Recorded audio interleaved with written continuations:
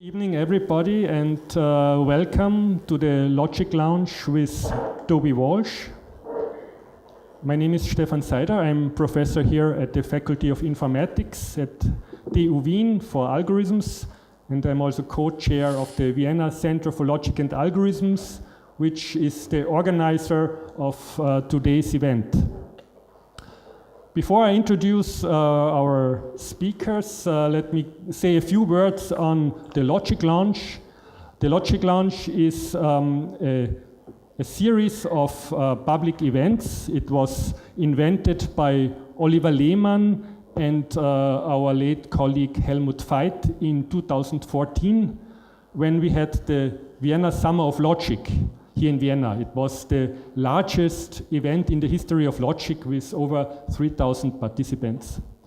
And the idea was to have an event where a prominent scientist speaks about the impact of science and technology to the society and to mankind. Now, this LogicLounge started here in Vienna, but then it did a world tour with stops in Toronto, in Heidelberg, in Oxford, and now it's back in Vienna. But actually there was also a spin-off called AI Lounge, organized by our speaker Toby Walsh last year at the big AI conference in Melbourne, the HKI conference. So the lounge traveled quite a lot, now it's here. And I'm very happy to have Toby Walsh here as today's speaker. Toby is a professor at the University of New South Wales in Sydney, but he is also the director of the Center for Algorithmic Decision Theory at Data 61, formerly known as NICTA, which is an excellence center for ICT research in Australia. Now, Professor Walsh has published more than 300 research papers on various topics like constraint satisfaction, Boolean satisfiability, computational social choice. Actually, I share also some of the research interests, therefore I've known him now for almost 20 years.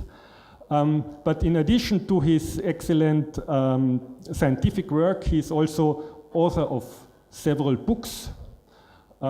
These books are usually on artificial intelligence and its impact on society, so actually the topic of today's LogicLounge. And actually, one of his books, the German translation of it, will be released in a few days, but we have already a few copies here. And if you have registered for this event and want to have the chance to get one of these books, please stay here after the end of the discussion and we will make a prize draw. A few of you will go home with these books. Better still, I'll even sign it. Okay. And for those who are not lucky today, I think in bookstores it will be available in a few days. Okay, I'm also very happy that as the moderator of today's event, we could win Franz Zeller from ORF, the Austrian Broadcast Association. And Franz Zeller, among others, regularly contributes to the broadcasts Matrix and Digital Leben. So he is very well aware and has very knowledgeable on these topics. So I'm very happy that he agreed to do this moderation, and I'm thankful that he will do this. Okay, now I think I should stop here. You all are very excited and waiting for this very interesting debate, and I hand over to Franz Zeller and Toby Walsh. Please join me welcoming the speakers.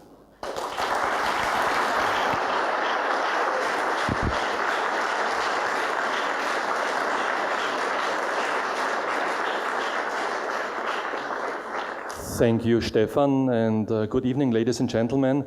As Stefan mentioned, I'm a journalist, and in this function, only this week, I've got about 10 or 12 press releases, all promoting AI. Today, for example, the MIT said AI is often overhyped, and that makes it dangerous. Yesterday, IBM promised some software with the help of which it wanted to find bias in artificial systems, bias in the data which artificial systems are using. Today, Wired reports that an AI system of Google identifies gene mutations in tumors, and so on and so on. I could go on with this forever. So AI seems to be omnipresent at the moment. But Toby, is it really a hype, as the MIT says? So, well, good evening, everyone. It's wonderful to see so many people here. And I think that demonstrates the interest that people have in AI. And there is quite a bit of hype. And it's going to be hard to meet people's expectations. But there is a lot that we can do. I get sort of interviewed almost every day, I think, these days. It's got to the point where I go home at night and my wife doesn't ask me if I was interviewed by someone. She just says, "Who was it today?" And she's very difficult to impress. If I say, ORF, she's not going to be that impressed, I'm afraid. If I say the BBC, if I say CNN, all of whom have interviewed me recently, she's not easy. I did get interviewed by the leading woman's weekly magazine. And she said, "Okay, that's it. That's peak AI. My 15 minutes must be coming to an end quite soon, because now I'm in the Woman's Weekly magazine," which I must admit I never expected to be in Woman's Weekly. But whilst there is quite a bit of hype, there is some substance to it, and we've had some, in artificial intelligence, we've had booms and busts in the past. We've had what was called the AI winter after the expert system boom in the 80s. But this time, there is significant substance to what's happening. And even if we stop building machines any smarter than we did today, there's still a lot of useful things that we can do now that we couldn't do in the past. That means that it is starting to impact our lives, and it's hard to realize how eventually it's going to be seamlessly in our lives. It's going to be like electricity, that you're going to be using intelligent assistants. You'll be speaking to rooms, you'll be speaking to cars, and they'll be understanding what you say. That is AI. And then there's lots of things that people don't even realize are AI. That's a problem, I think, because you can't see artificial systems. It's like the same in biology, in the recent developments.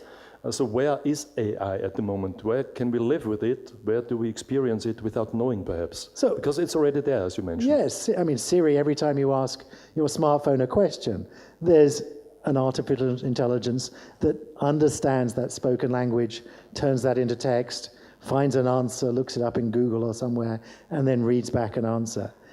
Every time you get a book recommendation from Amazon, that's a system that's learning what sort of books people like, what sort of books that you might like, and making that recommendation. And even things that people don't realize, your satellite navigation system. That is an algorithm that was originally developed to navigate robots. So the Shaky, the robot, one of the first autonomous robot that could sense the world, make decisions about the world, and navigate itself. It needed some way of working out how to get between A and B. And so they wrote an algorithm to do that. And that algorithm now has been taken and changed to navigate not robots, to navigate humans. And it's the same algorithm now that's sitting in your car that's navigating you. It's not telling robots what to do, it's telling humans what to do. So there's lots of interesting little bits of AI that's starting to turn up in our lives, and that will be starting to hopefully make our lives better.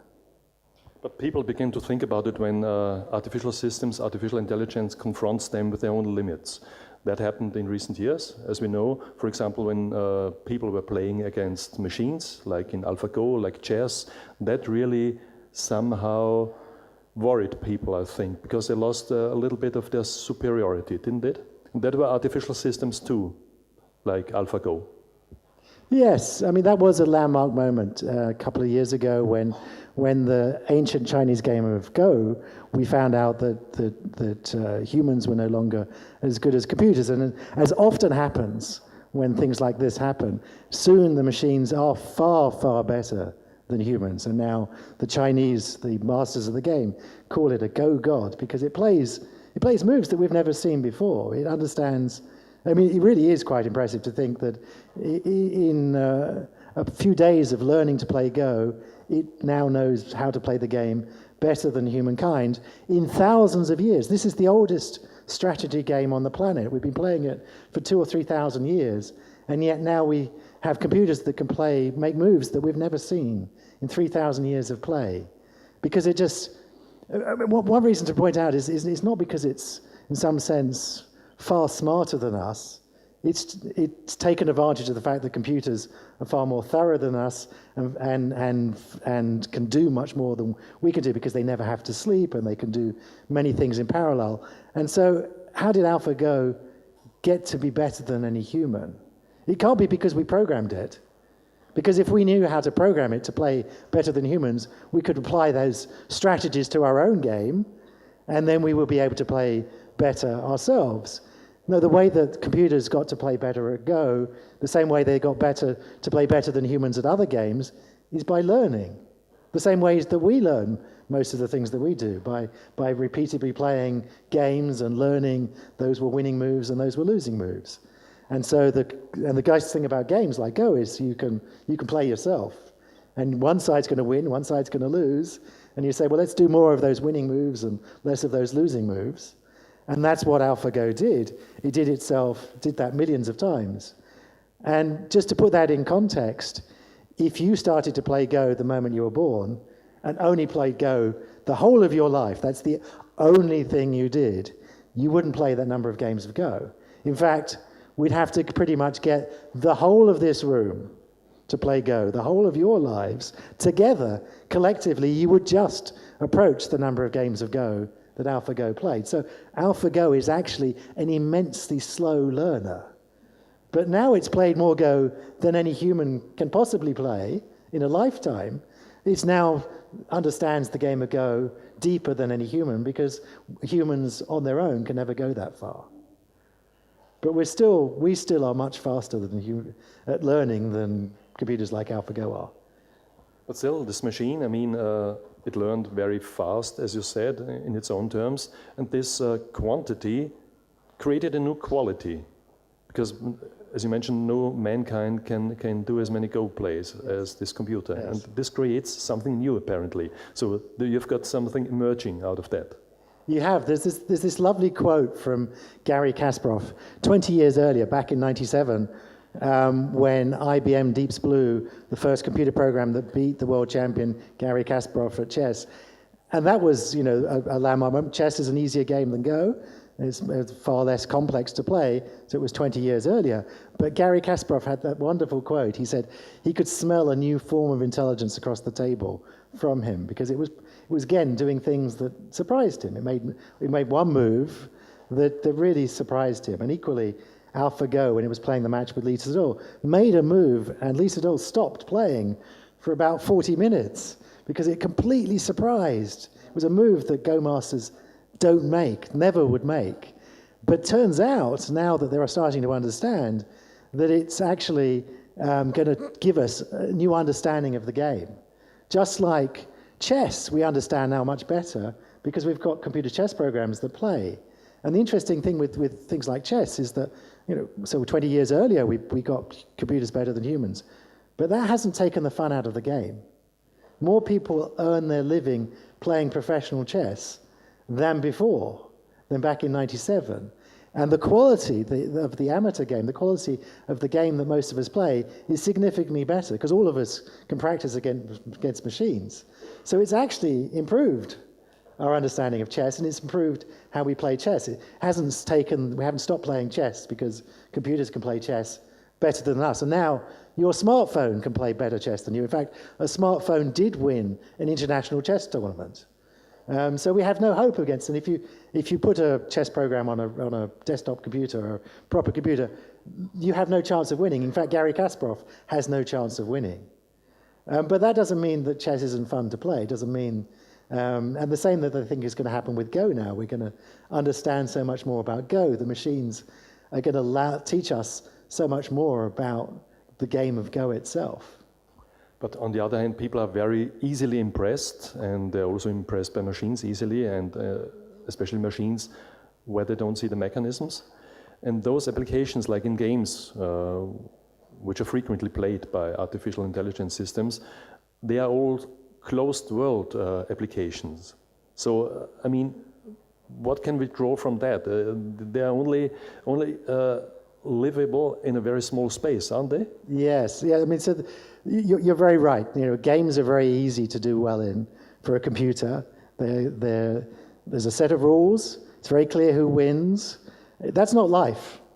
There are no set rules in life. It's not clear who wins. So it's much harder to program computers to make the sorts of open-ended decisions that we make, to deal with the uncertainty in the world, to deal with all of the assumptions that we bring to our problem solving. So yes, the fact that we can get a computer to write, to play Go, play chess, well, doesn't mean that we have solved artificial intelligence. We're still building idiot savants, programs that can do one narrow task, play Go, read X-rays, answer general knowledge questions on Jeopardy. Well, they can do that one narrow task at superhuman level, but they don't match the breadth of ability of the human brain. You have to, at the end of the day, the more that one studies AI, the more respect one has for the human brain. The fact that here we have the most complex system in the universe, nothing approaching the complexity of the human brain, the billions of neurons, the trillions of connections, and the adaptability, the robustness of our problem solving, our emotional intelligence, our social intelligence, our creativity. There's just so much more to us, and it's therefore 50, 100, or many more years before we can build machines that match that ability. But, you know, so... That's very cautious, isn't it? It's cautious to say 50 or 100 years. Well, if you ask the majority of my colleagues, they will say 2062. 50% of my colleagues say machines will be as smart as humans by 2062 or earlier. 50% say it will be... the interesting thing is, what's the average answer? The average answer is infinite, because 8% of them say never. And for the mathematics in the room, now, yeah. Okay. any average that includes an infinite is infinite. So the median is 2062. 50% of people say before, 50% afterwards. That's a clear sample, yeah. But there's a huge amount of uncertainty. So it's obviously it's not going to necessarily happen on the 1st of June 2062 at 4 p.m. Most of us anticipate it's that sort of scale of problem. It's not going to be 1,000 years, and it's not probably going to be 10 years, and it's maybe 50 or 100 years. But there's a huge amount of uncertainty. We don't know. There's so much more we've got to do. But the machines that we have today can start to do useful things, even though they're very stupid. They can do useful things in our lives. They can take away some of the dull, the dirty, the difficult, the dangerous jobs in our lives. And that is things that we can celebrate, the fact that we're not forcing humans to do dirty, dull, and difficult things anymore. The machines can do them. We should be celebrating whenever we find that machines can do things, and we can spend the time doing the important things to us and spend time with each other. Since we are using this term intelligence so frequently, how can you measure the intelligence of artificial intelligent systems? Because you can't take an IQ test off the shelf, and even ELISA isn't the proper means, I suppose. Yes, you can. We don't really know what intelligence is, and IQ tests measure something. It's not really intelligence. And when people have tried to understand, if you could get computers to do things like IQ tests, you quickly discover there are lots of cultural assumptions made into how you do an IQ test. Of course, we have this wonderful idea that given to us by Alan Turing, one of the fathers of AI, the idea, the Turing test. And most of us working in AI have this very functional idea, which is, well, let's just finesse the problem by saying, if the machine behaves like something intelligent, does things that are intelligent, if we can't distinguish it from someone who's intelligent, then we might as well say it's intelligent. But still, if I'm answering nonsensical questions out of a very limited space or intellectual space, it doesn't mean anything, does it? No, the way that people the way that people game Turing tests at the moment is pretending to be foreigners, pretending to be young boys, is just playing spoof. It's not actually pretending to be intelligent. There's a lot of cultural assumptions, a lot of things that we need to go much deeper than that. But you go further in your book. You propose different means of measurement, don't you? Yeah, well, I propose this idea of a meta-Turing test that instead of trying to pretend to be someone and say if you can't tell an intelligent person apart from the computer, then maybe you should say that the computer is being intelligent. The idea is that why do we think people are intelligent? It's because we ask them questions and they behave in intelligent ways. So, well, what if we turn this thing back on itself? Well, what if we make the Turing test or the meta-Turing test be the challenge of, well, you have a group of people and robots, and individually, each of you have to work out who is a robot and who isn't. And part of the Turing test then is asking the right sorts of questions. That's something that requires intelligence. Humans used to do it. So if a machine can ask the questions and work out which are the robots and which are the humans, then maybe it is being intelligent. But these are all games, and at the end of the day, it's not really important. But you like to play, I suppose, as a researcher. It's part of your life. Well, games are fun because it's easy to measure progress. It was easy to see that when you could have a computer play Go better than any human, that we had passed a measurable point, and that is worth celebrating. And but there are many things that we do it's much more difficult to measure progress on. Since we are on a high note now, you make some predictions in your book, and some of them tongue-in-cheek, as you mentioned. It's easy to make predictions, especially if they regard the future. So yeah, what are your predictions for 2050? I mean, autonomous cars, yes. I think we can agree on that. It's perhaps the first mass implementation of artificial intelligence, I could imagine. Yes, I mean, that's probably going to be the most visible aspect of AI probably in the next 10 years, is that the roads are going to be full of autonomous cars.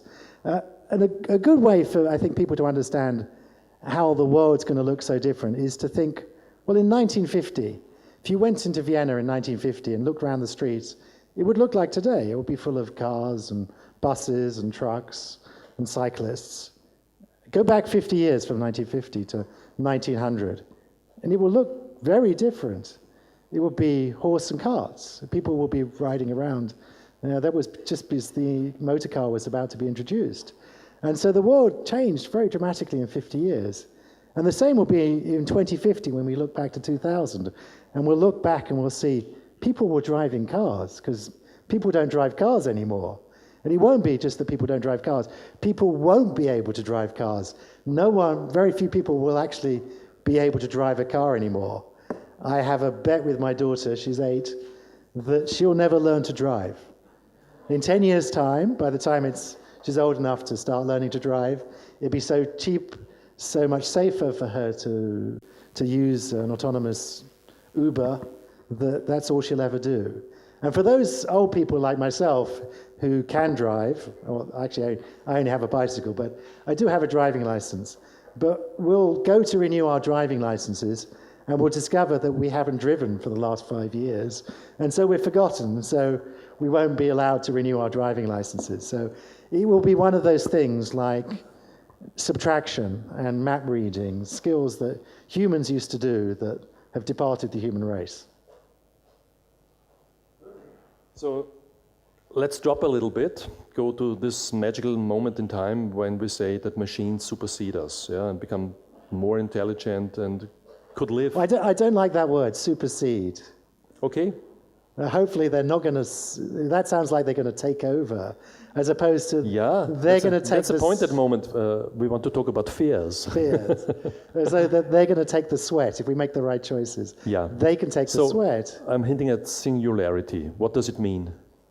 The singularity is this dangerously seductive idea, proposed often mostly by people who aren't trying to build intelligent machines, but physicists and philosophers who haven't struggled to try and build machines that have a small amount of intelligence, that at some point will build machines that are as smart as us. And those machines then can go off and redesign themselves. And that machine will be smarter, and that smarter machine now can redesign itself again, and that this might be some tipping point, this might be some sort of snowball effect, and the machines would very quickly be way more intelligent than us. Now, I, like many of my colleagues, are rather skeptical about the idea that the singularity will happen. I actually have written a scientific paper called Why the Singularity May Never Be Near, which lists a dozen reasons as to why this simple idea might not necessarily happen. It's not violating any laws of physics. I mean, we can't say it's impossible, but there are lots of technical reasons to do with the fundamental limits of what we can compute, to do with the fundamental limits of computational devices, and then the physical limits of Moore's law and things like this that say it might not be as simple as that. And I suspect we'll have to build machines that are smarter than us in the old-fashioned way, by our own ingenuity, our own sweat, our own perseverance, and it won't happen simply by just waiting overnight for the machines to improve themselves. But I do think we will get to a point where machines are smarter than us. They have so many natural advantages over us. They're faster than us. You know, our brains are biochemical. Biochemistry works in the hertz. Computers work in the gigahertz. That's 1 million times faster. Our brains are limited by the size of our skull. Our skulls can't get any bigger because we can't get out of the birth canal. Computers have none of those limits. They can have much more memory than us. They never have to forget things.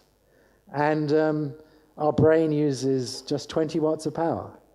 It's the organ, interestingly enough, that uses more energy. Our brains use more energy than our hearts. 20 of the 60 watts of power that our body uses to keep us alive. And that's all our body can afford to do. It's a big sacrifice to spend a third of our energy on our brains, but that's a real limit. And computers will have none of those limits. And we already see on narrow tasks, they can work at superhuman levels. So there's every reason to suppose that they'll be much smarter than us. It will be terribly conceited to think we are as the smartest thing that could possibly be.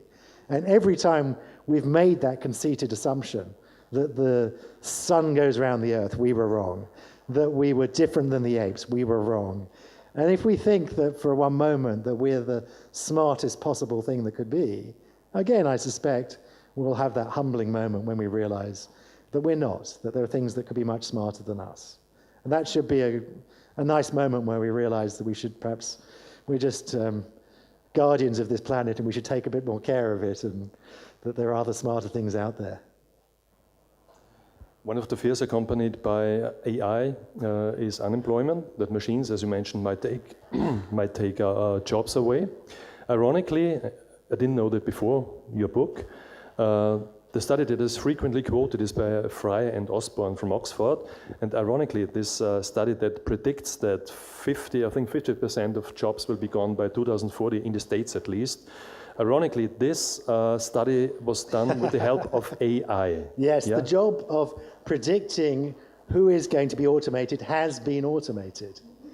Very few people saw the irony in that, but yes, a machine learning program was used to make those predictions. But you've got to treat those predictions with a huge pinch of salt. There's a huge amount of uncertainty, and many of the jobs predicted in that study are unlikely, in my view, to be automated. I mean, I'm a scientist, so I look carefully at the data, and you go and look at the data, one of the jobs predicted is bicycle repair person. Now, I can assure you, I could Vienna is a very bicycle-friendly the front city. row here, none of my colleagues here are trying to build bicycle repair robots. None of them. I've asked around the world. No one is trying to build a bicycle repair robot. It would be a really difficult robot to build. I mean, bicycles, anyone who's had to repair a bicycle, is a difficult, fiddly thing. You're going to have a really expensive robot to do that. And bicycle repair people are not paid a lot of money. So you're not going to replace a very expensive, very cheap person with a very expensive robot.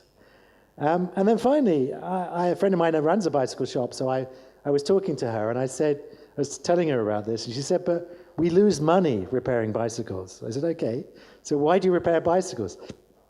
She said it's to get people in the shop, to talk to them, to sell them another bicycle, to sell them some extra kit.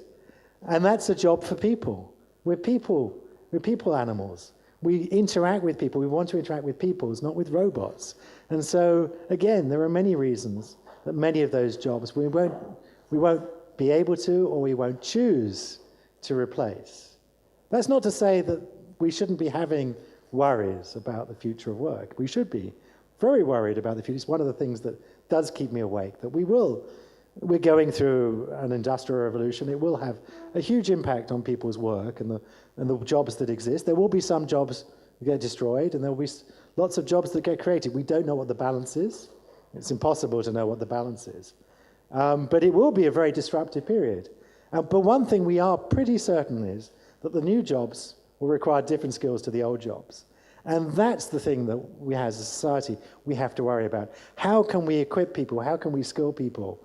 How can we reskill people for those new jobs? And how do we support them?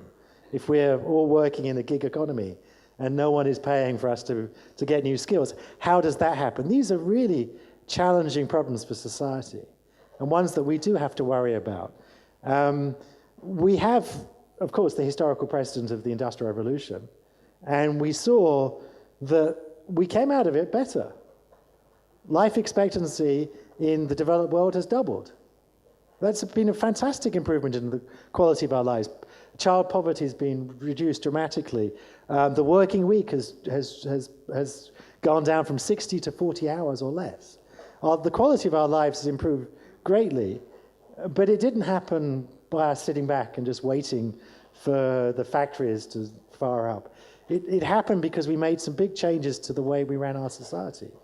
We introduced unions, we introduced labor laws, we introduced the welfare state in most countries, we introduced universal health care in many places, we introduced universal education so people were educated for the new jobs. We made a lot of changes to society so that all of us shared the benefits, and all of us have shared the benefits.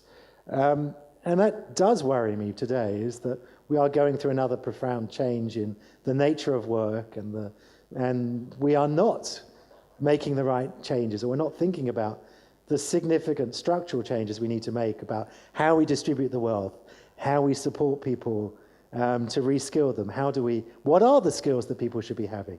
These are the reasons I wrote the book, actually, because I think these are the really important questions as a society we need to be having today to prepare our children and ourselves even for this interesting future, so that we can share the benefits. And the way that things are going don't suggest that we're doing a very good job of it yet. So you are not in favor of the opinion that the jobs will simply go away? You think they will shift, like a few jobs will disappear, other ones will be created with, as you say, new talents required? I'm not sure as many jobs will be created, and I'm not sure anyone knows, anyone who pretends, and anyone that comes up with a number like 47%, a single-digit accuracy, is fooling you. There's so much uncertainty. There's no shortage of work in society. And there will never be any shortage of work in society. There's lots of work we do that's unpaid. Looking after children, looking after the elderly, looking after the handicapped in our society, all the volunteer work that happens in our society that we don't recognize, but we don't reward, and that perhaps we should. And if there was a shortage of work, we should be celebrating the fact that we can spend time with our families, we could spend time making art, that we can spend time. It could be, I say, in the book, it could be the second Renaissance. We could be given the time for this great moment, a flowering of creativity, if we work out how to share the benefits, if we work out how to restructure our society so that all of us share the profits that the robots bring and the productivity, and that at the end of the day, this is an English joke, so I apologize, the only truly obscene four-letter word is work. In fact, John Maynard Keynes predicted that state of society, yes. But society wouldn't comply so far, yeah? In the 1930s. We are still working, yeah? In the 1930s. He was predicting there was going to be a shortage of work. And that never happened, and I'm not sure it will ever happen. But if it does, we should be happy it does happen. To get rid of that obscene word, yeah. To get rid of that obscene work that most of us spend all our lives housing ourselves, feeding ourselves, clothing ourselves, not doing the things that are important to us. And the robots could possibly give us that time back so that we can do the important things, spend time with our families and our communities, the things that really matter to us. You know, when you ask people, you know, when they're coming to the end of their lives, what was most important to them, it wasn't that they should have spent more time at work. It was that they should have spent more time with their families. They should have spent more time with their communities. One of the topics that is you concerning a lot, personally as well, you've appeared in front of the United Nations for that topic, that is war machines, namely autonomous war machines, those autonomous killer robots as we call them. That seems to be a real danger in your mind. Yeah, that's the other thing that keeps me awake at night, which is the fear that AI is going to be used to decide who lives and who dies, or lethal autonomous weapons or killer robots, as they get called. I have become, in some sense, you know, I'm a scientist. I spent my whole life trying to build the technology because I see the potential to improve the quality of our lives. And so myself and a number of my colleagues have become somewhat accidental activists, warning about the dangers that were the path that we seem to be going down about handing over these decisions to machines. They are machines. They don't have the moral culpability. They don't have the moral character to be given the decision as to who lives and who dies. And it would be a revolution, a terrible revolution in the way we fight war, if we did hand over these decisions to machines. It would change the duration, the speed, the accuracy of war. It would be a terrible occurrence if we allowed it to happen. And occasionally we decide some weapons should not be used, some technologies should be not used to fight war. We decided biological weapons, chemical weapons, even today, nuclear weapons. And so I really do applaud Austria, because Austria has taken the lead here. At the United Nations in April, when I was last talking at the United Nations, Austria became the first European country to call for a preemptive ban, to say that this is a technology where we should not allow machines to. There's plenty of good things, even in a military setting, we can use AI for. Clearing minefields, perfect job for a robot. If it goes wrong, the robot blows up and no one cares.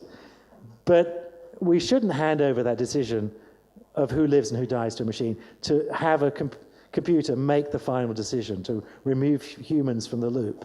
When we don't have to, we can. There are some technologies we make those decisions. So I was really, really pleased and admire Austria for taking that step, becoming the 26th nation of the 120 odd nations at the United Nations that joined the call for a preemptive ban.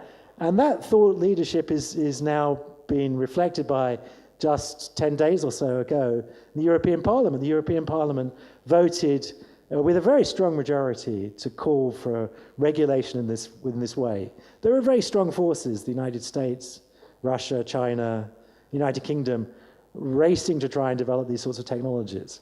But they don't have, you know, the nice thing about the United Nations is that, you know, it's built by consensus. And if the rest of the world says that we shouldn't be held to hostage by the big nations, then maybe we will just make the right decision and make the world a safer place. It's worth talking about how regulation works, because, you know, I've had a crash course in the last couple of years in international diplomacy, because I knew nothing a couple of years ago before I got invited to go and speak at the United Nations about how it happens. And there's a lot of misconceptions people have that it's, you know, a bit idealistic to think that we could regulate simple technologies like this. But it does work. It does work. We regulated chemical weapons. Chemical weapons is probably the closest example, because that's a simple technology. You don't need university chemistry to build chemical weapons. You need high school chemistry, and you need a hardware store. You go to the swimming pool section of a hardware store. You can go and build yourself a chemical weapon. But we decided, after we saw the horrors of the First World War, that this was a terrible way to fight war and that we should outlaw it, and we have. And that has been remarkably effective. Not completely effective, and sadly still in Syria occasionally you get people using chemical weapons. But it's very much limited the use of chemical weapons. Arms companies do not sell chemical weapons. They don't get widely used. And that's what you can hope with autonomous weapons, that we will set the norm, that people will decide it is not acceptable to use chemical autonomous weapons. But can you give us an example of a very capable AI system in war, like Taranis or so? So what does it do? to get an impression. There are prototype weapons that are fully autonomous today, like you mentioned the Tyrannos drone. That's a fully autonomous drone. Most of you have seen pictures of the Predator drone that flies above Afghanistan and Iraq. That's not fully autonomous. There's still a soldier in the loop. There's still someone in a container in Nevada. It flies itself most of the time these days on its own, but there's still a soldier who finally sets the trigger off and makes the final decision. But it is not a large technical problem to replace that soldier by a bunch of algorithms, the vision system, and that will actually make the decision without a human in the loop, by the computer, just a computer making the decision. That's something that I could get my grad students to build today in a couple of weeks. That's something the UK's Ministry of Defence say they think is technically possible, and Tyrannos drone is a demonstrator to prove that. In every other theatre of the war, not just in the air, on the sea, under the sea, on land, there are prototype weapons. This is not, I mean, the problem when people talk about killer robots is they think of Terminator. And Terminator is 100 years or maybe even more away. Hopefully never. But these weapons are 5 years away, 10 years away at most. There is, you can see, an arms race to develop at least the prototypes of these weapons. And there's lots of military attractions for them. I mean, if the weakest thing in a Predator drone is the radio link. That's how some of them have been brought down in Afghanistan. If you can remove the radio link, then it's a much more robust weapon. But now you're giving the decision to a machine that isn't accountable, doesn't have the moral capability of making those right decisions, and will not be able to follow international humanitarian law, would change the character of war in a terrible way. Because martial law, international martial law, requires somebody to be held responsible, and you can't hold the machine responsible. And it can't make the moral judgments. Yeah. And even if we could build machines that could do this, every machine we know can be hacked. And there are plenty of bad people, terrorists and rogue states, who would turn these into weapons of terror. They would be the most awful weapons of terror, because they will do any order, however evil. You won't have to persuade your soldiers to do something evil. They will execute any order you tell them. And they will fight at a scale and a speed that no human can defend themselves against. It will be a terrible development in warfare. And you have to remember that we will be on the receiving end. And the way to stop that is to decide that it's morally unacceptable to hand over killing to machines. We could make that decision. Like we made it was morally unacceptable to use chemical weapons. It's just a too terrible way to fight war. And if we did that, the world would be a much safer and better place, because from that follows lots of things. Arms companies would not sell autonomous weapons. There's plenty of effective ways of them making money than getting on a UN blacklist. If they're not making autonomous weapons, they're not going to fall into the hands of the wrong people. They're not going to turn up in the arms bazaars, the black markets of the world. And the world would be a much safer place. It won't stop the bad people with bad intent building themselves something, just like they occasionally build chemical weapons. But the world will be a much safer place if we could decide that decision. And I'm confident, led by Austria, that we will make those sorts of decisions, because at the end of the day, when we've seen these weapons being used, we will decide this is a terrible way to fight war. And we've got plenty of deterrents. We don't need autonomous weapons as a deterrent. Let's leave it to the autonomous weapons now. Let's move away to my last point in this chapter, which I named fears. A problem we are dealing with apparently is bias in data, bias in algorithms. So there have been a number of examples recently that demonstrate that a program can be biased, and it is not just as many people think. Yeah, you are. This is something else that, again, doesn't quite keep me up at night, but it does worry me. I'm not as worried as I am about the autonomous weapons, because I can see we will have ways of fixing this problem with technology. First up, we've been sold a lie by companies like Google and Facebook. We spent the last 10 years with them saying how wonderful algorithms are and how algorithms are unbiased, unlike humans, and humans are terrible. I mean, it's worth pointing out. We are terrible decision makers. We're full of lots of biases. There's the whole field of behavioral psychology that understands how terrible we are at making decisions and explaining our decisions. So the standard, the human standard, is not very good. But we're discovering that machines, unlike the claims that have been made about them, can be as biased, if not more biased, than humans. And in fact, they're worse than humans. Because they're fed by us, with our data. Part of it can be that they're fed with our data, and the data reflects the cultural biases, the historical biases that we're trying to get rid of our society. And it's very easy. We discovered it's very easy to put biases in unintended biases. If you want to, the classic example is Compass, this program used to predict sentencing, to predict the probability that people will reoffend. Now, they didn't want the program to be racist.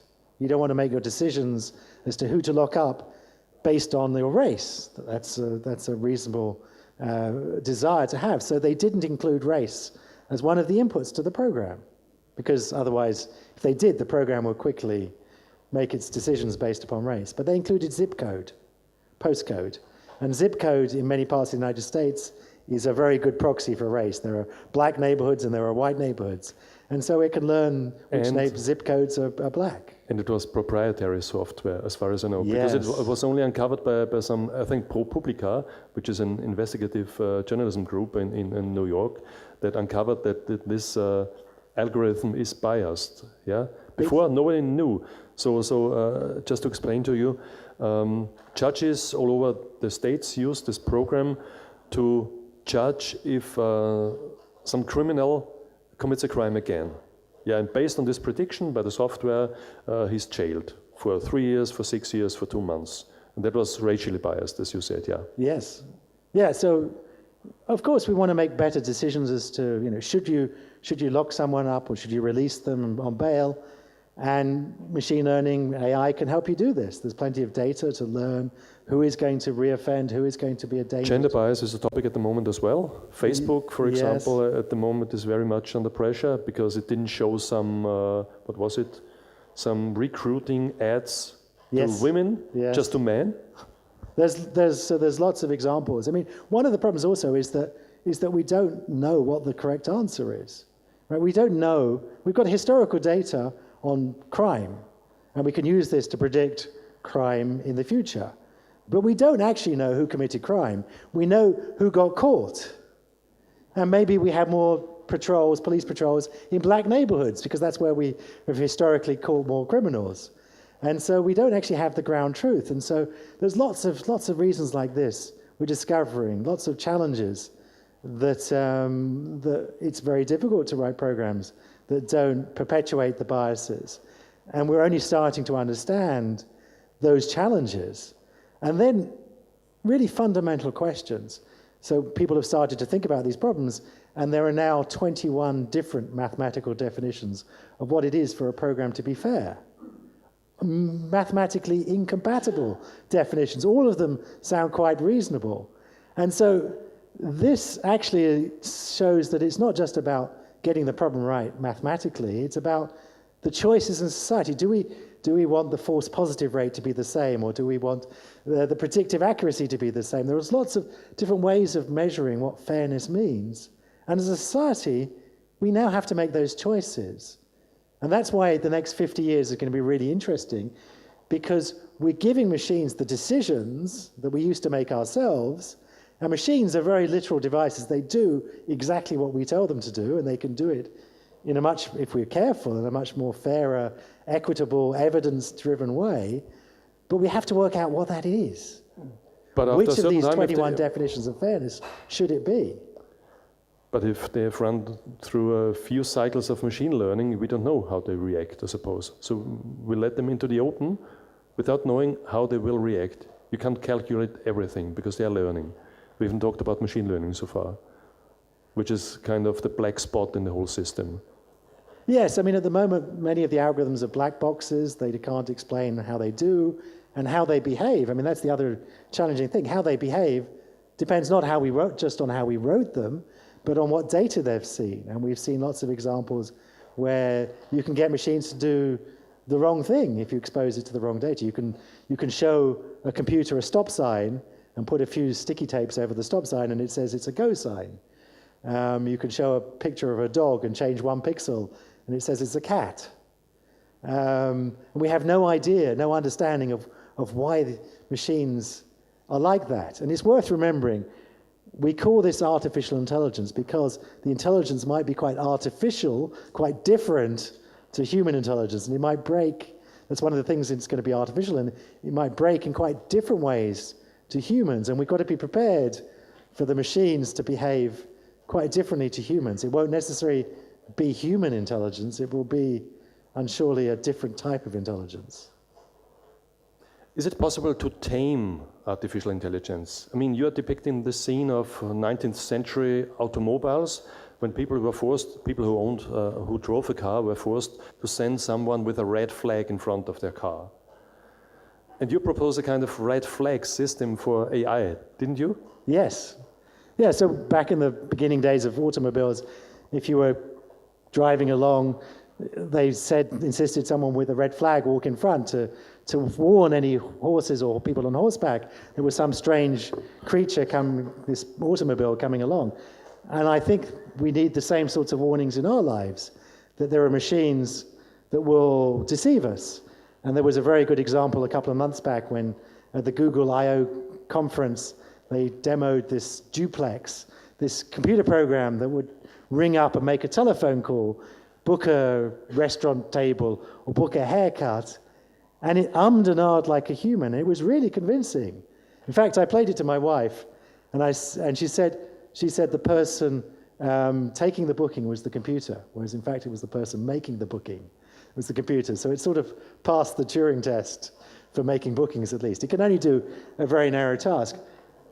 But I said at the time, that shouldn't happen to you. You should have, before the computer starts talking, it should say, I'm a computer ringing up for Toby.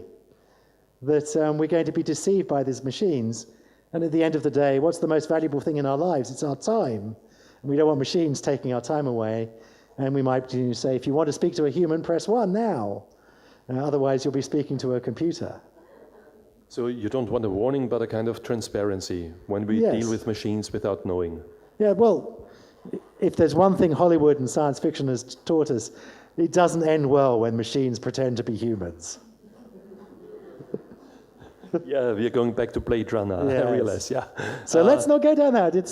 But this is a good example of how, people think technology is something that it's about the choices we make about how the technology is introduced in our lives. When we get to make that choice, we can make that choice that computers have to announce themselves, can't pretend to be humans. What about the EU report, which was published, I think, in spring this year, where they proposed robot laws, also covering liability, who is responsible when something is happening, some accident is happening with robots. Did you read the report? It was a 28-page paper, I think, yeah?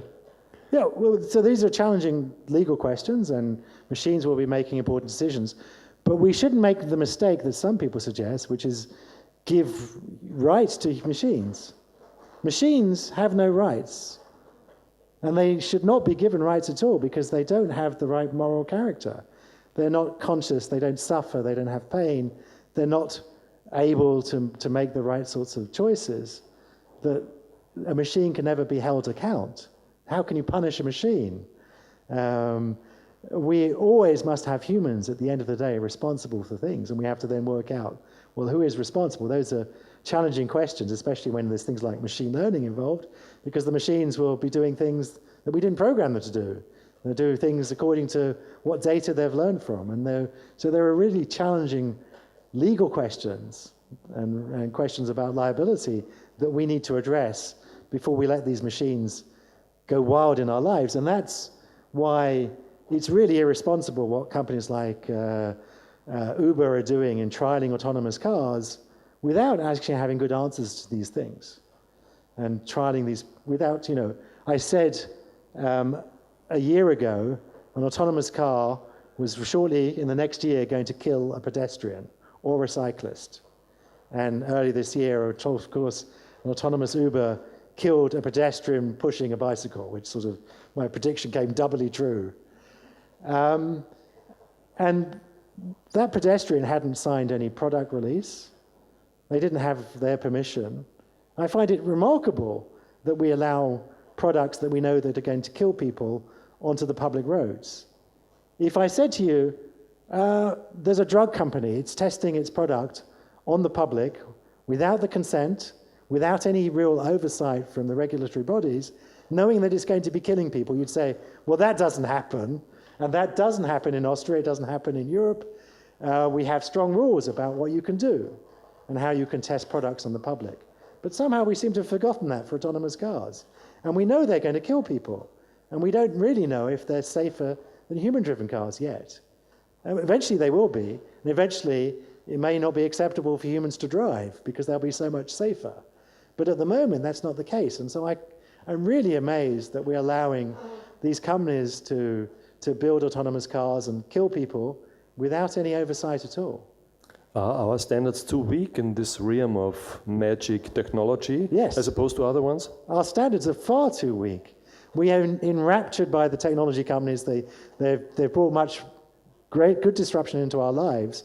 But equally, there are things that we should regulate them about. That there are limits to what they should do, just like we regulate the pharmaceutical companies, just like we regulate the banks. We do have to worry about what they do and about, another example, they're competing against each other and they're not sharing information. We have a really good example, which was the airline industry. If you get in a plane today, it's the safest form of travel. You're more likely to die driving to the airport than you are flying. How did that happen? Because 100 years ago, flying was incredibly dangerous. Planes fell out of the sky. You shouldn't get in a plane 100 years ago. We regulated the system. We investigated accidents. We have the Civil Aviation Authority that shares information, that lifts the standards up of everyone. That's not happening with autonomous cars. It's just competition. There's no sharing of information. The only information shared is when they steal it from each other. Which is not a very good way of sharing information. So we should borrow from that example. We can make autonomous cars far, far safer than human-driven cars, and there'll come a point, perhaps where we decide we shouldn't let humans drive because of the carnage on our roads, the cost to our economy. Billions of dollars that our economy every year is cost by autonomous accident, by drivers causing accidents. But that requires government to wake up and start saying, not all disruption's good, that we need to regulate some things. The 6 biggest companies on the planet today are the technology companies. That didn't used to be the case, but now they are natural monopolies in many respects, and all monopolies have eventually to be regulated, that they don't work for the public good. They're not even working for their shareholder good, they're working for maximizing their founders' profits and so on. And so we will have to make sure that they get regulated and that we introduce the technologies in ways that improve the quality of all our lives. We'll come back to that later on in about 7 minutes' time. But now, ladies and gentlemen, there's time for a few questions. About 7 minutes' time. And I hope to see some hands raised. So 1, 2, 3. There's a question in the third row. There's a microphone. Wait for the microphone.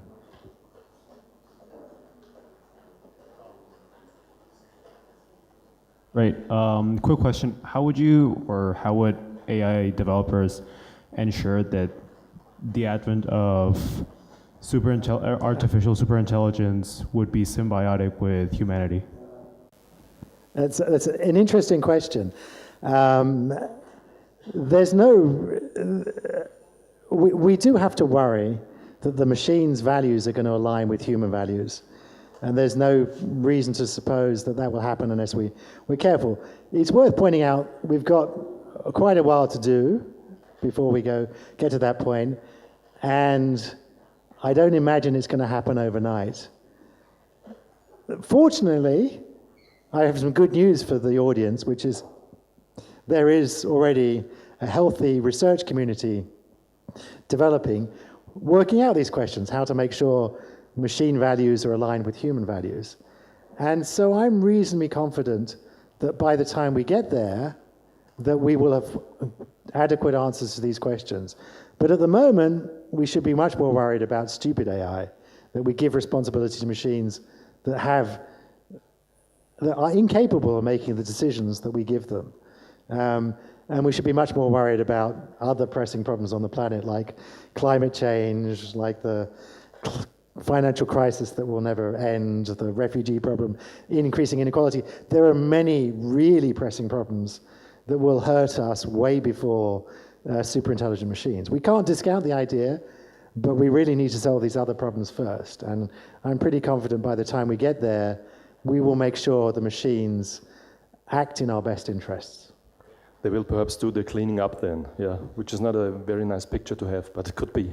There was another question on this side. Fourth row. So when talking about autonomous cars, we do know that some accidents will happen.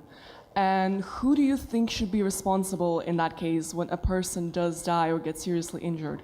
Because the way Tesla does it is that they make you manually enable the feature, thus making the driver actually responsible and the company not liable at all. A very good question. Well, it's clear that the machine is not liable because the machine can't be liable. So that we can remove the machine from the answer.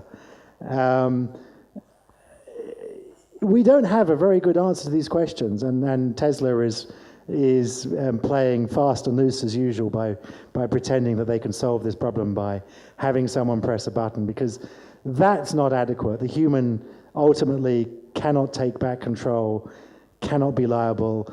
Eventually it's going to be children, it's going to be our children sitting in there, they can't be liable. It could be someone who's drunk, who's not liable. It could be someone who's too elderly to drive or handicapped who can't drive.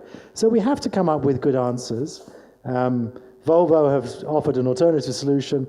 They say they're going to be liable, which is fine to solve the financial problem, but doesn't solve the legal problem. If someone is being criminally negligent, who are we going to prosecute? Because we can't prosecute machines, we can only prosecute people.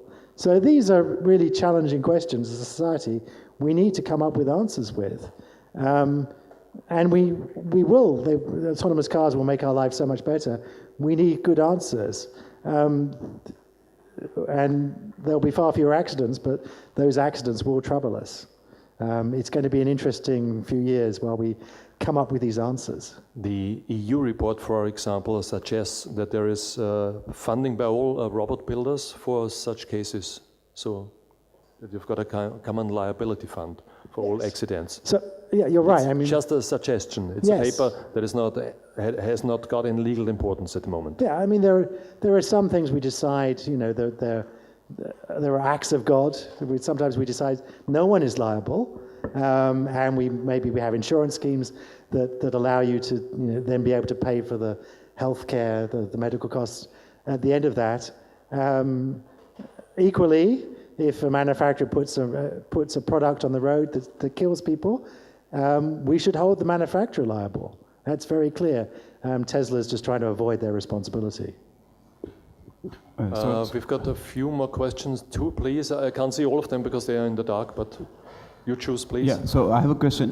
What is your specific area of research in AI? I mean, specifically talking about like deep neural networks and reinforcement learning, they're coming together now. What is your take on that? I mean, what do you think is the more place to excel?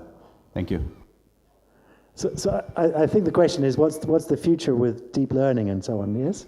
Any research area you think is more excelling? In your opinion, there is more we can actually gain. So there is a lot of things happening. Machine learning is quite very common now in companies, in tech companies. So, yes. So in that context, what do you think? Well, so it's the case that machine learning has been perhaps the most high-profile, visible area of artificial intelligence in the last few years. But it's clear that we're not going to solve intelligence with just machine learning. There's much more to our intelligence than just certainly the sorts of perceptive tasks that machine learning is good at. And there's lots of examples of reasoning and inference that we want machines to do that we still struggle to do. And this university is one of the places that does that reasoning very well. So we need a lot more things than just deep learning or even machine learning to be able to solve intelligence. There's a lot to our intelligence that we yet to do, it's hard to pick winners. Even one of the founders of deep learning, Geoffrey Hinton, has said, we really need to throw deep learning out and start again. That deep learning has some really strange properties. I mean, I mentioned briefly these examples where you can take images, you change one pixel, one dot, and it changes the classification. It says a cat's a dog. And human vision doesn't work like that. These images are indistinguishable to the human eye. So we see in a different way to the machines do. And if we want to build systems that are as robust and as adaptable as humans, then maybe we need to come up with something completely different. And that's why we've still got another 50, 100 or more years before we can really match human ability.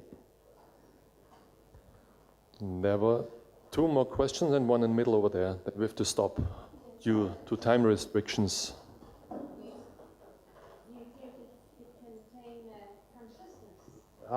Wonderful question.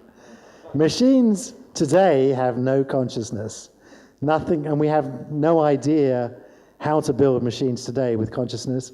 I mean, consciousness is probably the biggest open scientific question there is. We know so little about what consciousness is. We think it happens in our brains. We don't know what part of our brains or whether it's focused on a particular part of our brains. We have no idea how consciousness happens in our brains. We don't even know whether consciousness is just a figment of our imagination that's invented. Our brains are very good at inventing things. If you go to the cinema, we invent motion. That's not motion in the cinema, it's 25 frames a second of still images.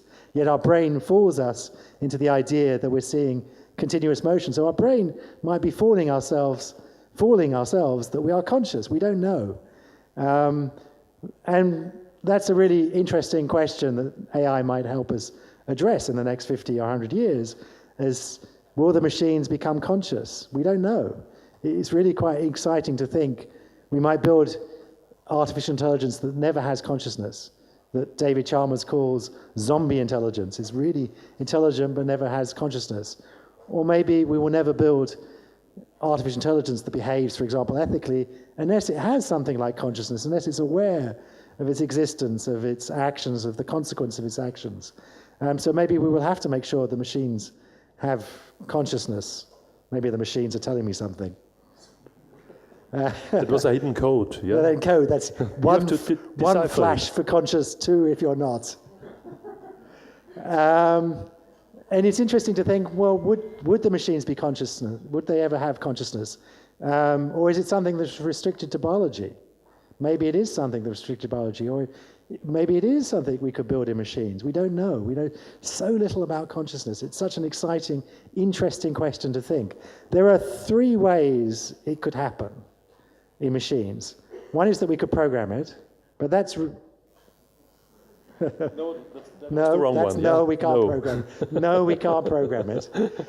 Because we don't know what consciousness is in ourselves, so it's hard to imagine how we could begin programming something we know so little about. Two is that it could just emerge out of the complexity of a sufficiently complex artificially intelligent system.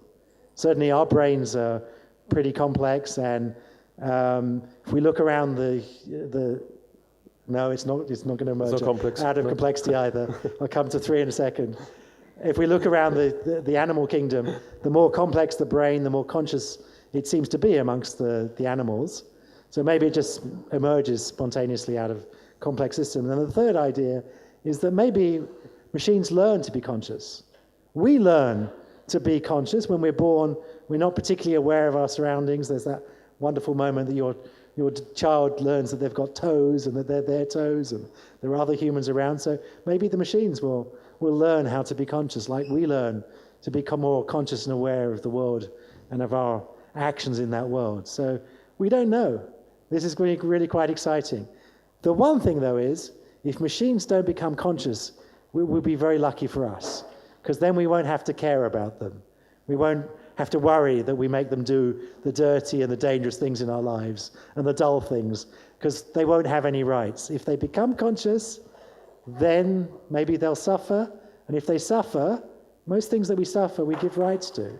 So it will be a lucky break for us if machines don't become conscious. But you can't switch them off if they become conscious. Yes. That's one of the things, yeah? Yeah. Last question, please. First of all, thanks for being here tonight and delivering your talk. And my question addresses the political dimension. And I had to think of the Republic by Plato, where he draws the conclusion that we should probably have philosopher kings. And my question is, what if AI draws the same conclusions? So to have like a ruler, a single ruler, as opposed to democracy. Well, of course, machines don't do anything that we don't tell them to do at the moment.